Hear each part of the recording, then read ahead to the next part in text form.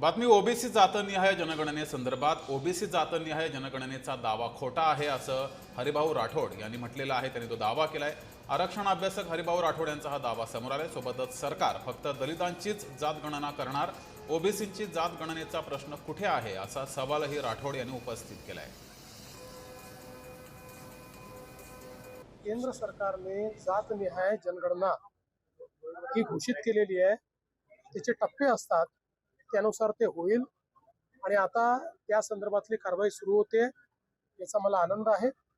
एक खूप मोठी मागणी अनेक वर्षांपासून होती, कुठल्याही सरकारने कधीच ती मान्य केली नाही, पण मोदी सरकारने ती मान्य केली। त्याबद्दल मी मोदी सरकारचे मनापासून आभार मानतो। केंद्र सरकारने जातनिहाय जनगणना करण्याचं जाहीर केलं असलं तरी खऱ्या अर्थाने ती जातनिहाय जनगणना होणारच नाही आहे।